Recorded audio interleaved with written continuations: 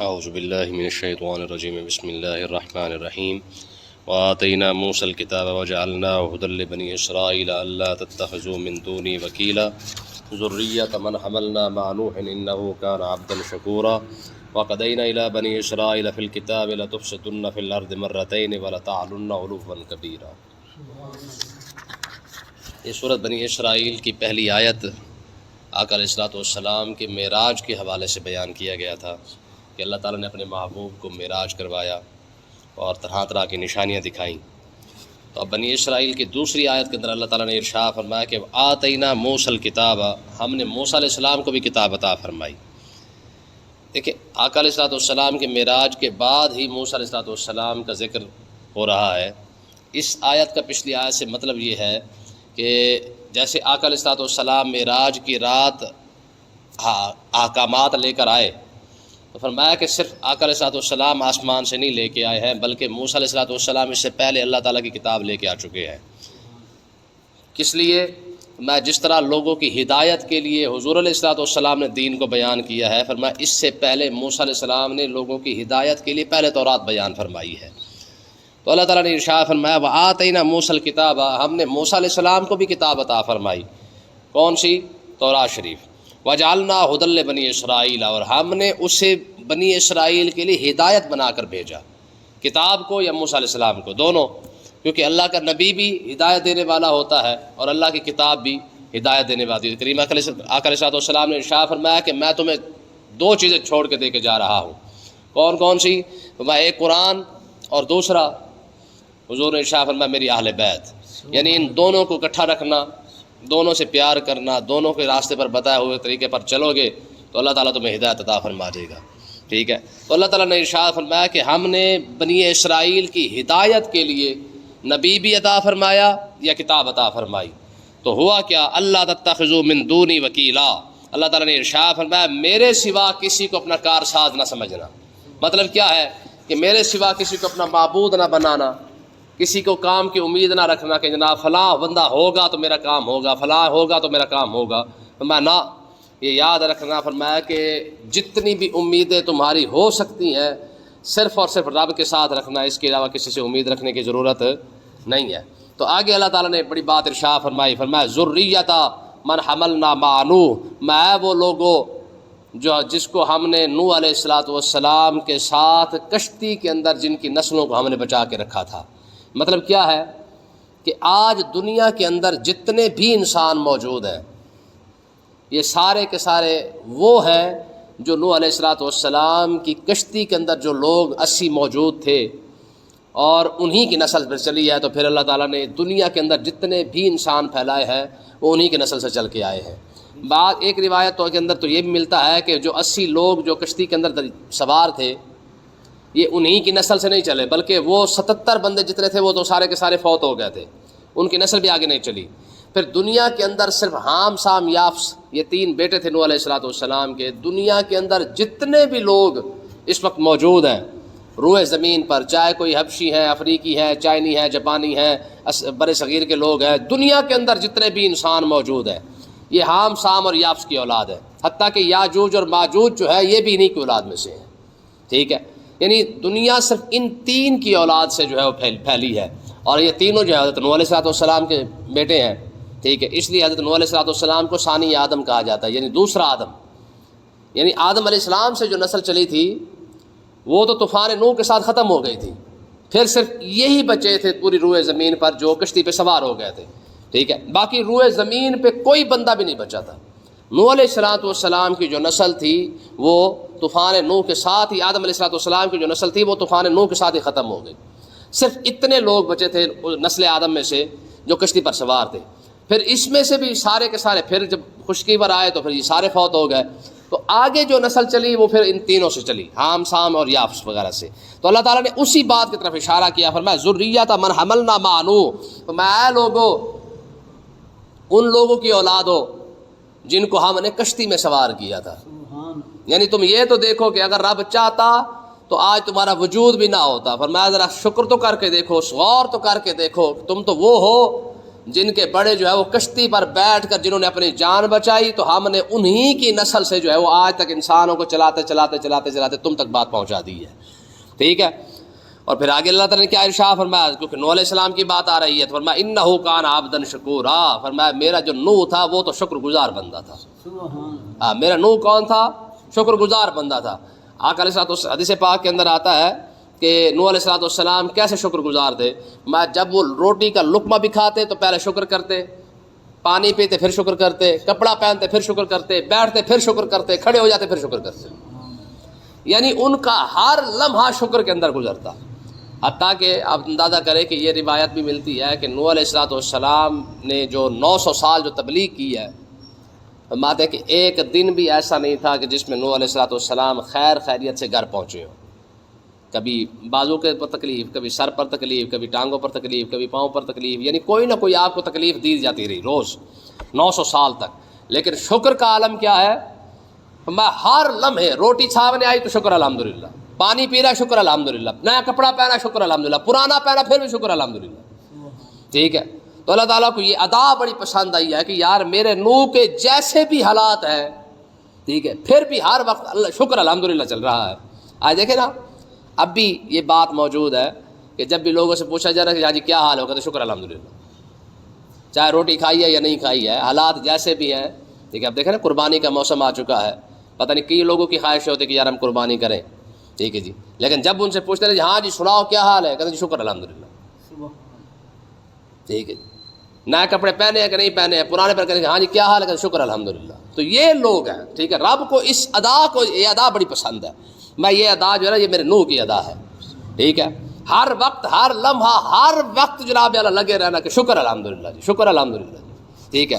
تو اللہ تعالیٰ نے پھر نام کتنا بڑا عطا فرمایا، فرمایا کہ یہ ثانی آدم ہے. یعنی اللہ تعالیٰ نے نوح علیہ الصلوۃ والسلام کے شکر کرنے کی وجہ سے ان کو یہ مقام دیا ہے کہ آج دنیا کے اندر کوئی بھی موجود ہے انسانوں میں سے، یاجوج ماجوج میں سے بھی ہو، یہ سارے کے سارے نوح علیہ الصلوۃ والسلام کی اولاد میں سے ہیں. ٹھیک ہے. تو دیکھیں نا، نبیوں کی عادت ہمیشہ شکر کرنا ہے. آقا علیہ الصلوۃ والسلام کے شکر کا عالم کیا ہے کہ حضور ساری رات کھڑے رہتے عبادت کرنے کے لیے، حتیٰ کہ پاؤں مبارک سوج جاتے تو اما عائشہ صدیقہ عرض کرتے یا رسول اللہ آپ تھوڑی دیر آرام ہی کر لیا کریں. تو حضور نے کیا فرمایا؟ فرمایا عائشہ افلا اکون عبدا شکورا، میں اللہ کا شکر گزار بندہ نہ بنوں، میں اللہ کا شکر گزار بندہ نہ بنوں. تو آقا علیہ الصلوۃ والسلام باقاعدہ یہ دعا مانگا کرتے تھے، اللہم انی علی ذکرک و شکرک و حسن عبادتک. ٹھیک ہے. کیا مطلب ہے کہ اے پروردگار تو مجھے اپنے ذکر، اپنے شکر اور اپنی عبادت پر اچھی طریقے سے میری مدد فرما دے کہ میں ہر وقت تیرا شکر کرتا رہوں، تیری عبادت کرتا رہوں، تیرا ذکر کرتا رہوں. یہ مدد بھی تو ہی نہیں فرمانی ہے. ٹھیک ہے. اس کا مطلب یہ ہے کہ بندہ رب کا شکر بھی ادا کرے تو یہ بھی رب کی توفیق سے ہے، ذکر کر رہا ہے تو یہ بھی رب کی توفیق سے ہے، عبادت کر رہا ہے یہ بھی رب کی توفیق سے ہے. ٹھیک ہے. اگر مالک بندے سے یہ توفیق ہی لے لے تو بندہ سارا زندگی گزار لے، بندے کو سمجھ نہیں آتی کہ یار مسجد میں جانا بھی ہے کہ نہیں جانا ہے. سمجھ آئی کہ نہیں آئی ہے؟ تو اس لیے ہمارے بزرگ فرماتے ہیں کہ نیکی کر رہا ہے نا تو اس پر بھی رب کا شکر ادا کر.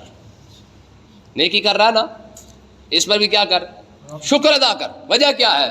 میں کہ یہ توفیق بھی اسی کی دی ہوئی ہے کہ تجھے اس طرف چلا دیا ہے، یہ توفیق بھی اسی کی ہے. اگر باہر جا کے پوچھ کے دیکھو یار مطلب مسجد میں نہیں آیا، کہتے جی ٹائم ہی کوئی نہیں ساڑھے کھولتا. اگر تو آیا ہوا ہے یا تو نیکی کے کام میں لگا ہوا ہے تو یہ بھی محض کرم اسی کا ہی ہے کہ اس نے اپنے پاس بلا لیا ہے. ہمارے بزرگ فرماتے ہیں کہ ایک عورت کو انہوں نے سجدے میں دیکھا اور دعا کیا کر رہی ہے، کہتی پروردگار جو تو مجھ سے محبت کرتا ہے نا اس کے صدقے مجھے معاف فرما دے. بابا نیڑے آ کے کہنے لگا بی بی تو دعائیں غلط مانگ رہی ہے. کہا کیسے؟ کہا یہ کہنا کہ میں تجھ سے محبت کرتی ہوں، تو کہہ رہی ہے کہ تو مجھ سے محبت کرتا ہے، تجھے پتا ہے کہ رب تجھ سے محبت کرتا بھی ہے کہ نہیں کرتا؟ تجھے پتا ہے اس بات کا؟ تو اس نے کہا ہاں پتا ہے، واقعی مجھ سے محبت کرتا ہے. کہا کیسے کرتا ہے؟ تجھے کیسے پتا چلا؟ کہنے لگی اگر مجھ سے پیار نہ ہوتا تو مجھے آدھی رات کو اٹھا کے اپنے پاس بلاتا کیوں؟ مجھ سے محبت نہ ہوتی، سارے تو سوئے ہوئے ہیں نا، کوئی آرام کر رہا ہے، کوئی فلم دیکھ رہا ہے، کوئی ڈرامہ دیکھ رہا ہے، کوئی کچھ کر رہا ہے، کوئی کچھ کر رہا ہے. اگر میں جو سجدے میں سر رکھ کے بیٹھی ہوں آپ بلوا کے جو یہاں تک لے آیا ہے، اگر محبت نہیں تو پھر کیوں بلایا؟ بات سمجھ آئی کہ نہیں آئی ہے؟ ہاں، وہ کہتا ہے کہ کسی بزرگ کے دربار پہ ایک بیٹھے تھے، نیک بندے بزرگ بیٹھے تھے، وہ بھی بڑا عرصہ انہوں نے وہاں پہ گزارا اور ان کو کچھ ملا نہ، حاصل نہ ہوا، توجہ نہ ملی بزرگوں کی. تو ایک عورت آئی تو اس نے آ کے دعا مانگی کہ یا اللہ اس نیک بندے کے صدقے مجھے یہ عطا کر. وہ دستی اس کو ملا اور جلدی بنی. بابے کو غصہ چڑھ گیا، تپ چڑھ گیا. اس نے کہا میں تیرے پاس 2 مہینے سے بیٹھا ہوں، میری طرف توجہ ہی کوئی نہیں ہے، وہ آئی ہے لے کے چلی گئی ہے. اچھا تھوڑی دیر کے بعد نا ذرا جب وہ کہتے ہیں مکاشفہ کہتے ہیں اس کو، مراقبہ بھی کہتے ہیں.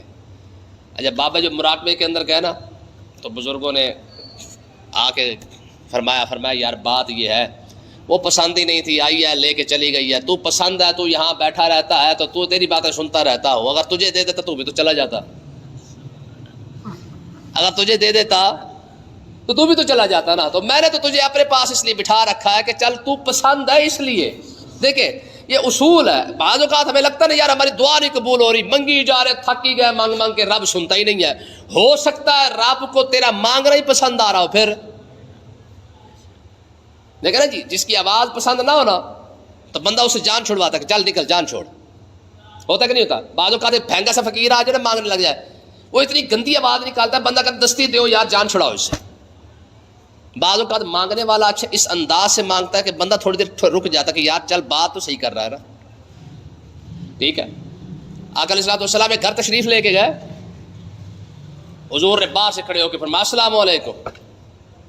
اندر سے صحابی سن رہے ہیں، خاموش ہو کے بیٹھے ہوئے ہیں. حضور نے پھر کہا السلام علیکم. اچھا پھر بھی چپ بیٹھے ہوئے ہیں. حضور کی عادت کریمہ تھی کہ آپ 3 مرتبہ سلام کرتے. حضور نے تیسری مرتبہ کہا السلام علیکم. وہ سنتے رہے، خاموش ہو کے بیٹھے رہے. 3 مرتبہ جب ہو گیا تو آقا علیہ الصلوۃ والسلام واپس تشریف لانے لگے تو انہوں نے پیچھے سے بچے کو دوڑایا، فرمایا جا حضور کو بلا کے لے آؤ. جب حضور آئے تو عرض کی یا رسول اللہ میں آپ کی آواز سن رہا تھا. تو حضور نے فرمایا پھر جواب کیوں نہیں دیا؟ عرض کی یا رسول اللہ اگر پہلی مرتبہ جواب دے دیتا تو آپ کا جو بار بار سلام آ رہا تھا وہ تو ختم ہو جاتا. تو میں آپ کا سلام لینے کی خاطر چپ کر کے بیٹھا رہا اور دل میں کے اندر آپ کو جواب دیتا رہا. بعض اوقات مانگنے کا یہ سٹائل بھی ہوتا ہے. ٹھیک ہے، ہو سکتا ہے اس لیے نہ دیا جا رہا کہ بندہ مانگ تو رہا ہے اور ہم کہتے ہیں کہ جناب ایسے ہاتھ اٹھائے اور سارا کچھ ہمیں مل جائے نہ. بعض اوقات رب کو بندہ پسند آ جاتا ہے کہ اچھا اس انداز سے بھی مانگ رہا ہے. دیکھا جی، ایک بندہ یا اللہ دے دے، ٹھیک ہے جی، پیسہ دے دے، روٹی دے دے، فلانی شے دے دے، فلانی شے دے دے.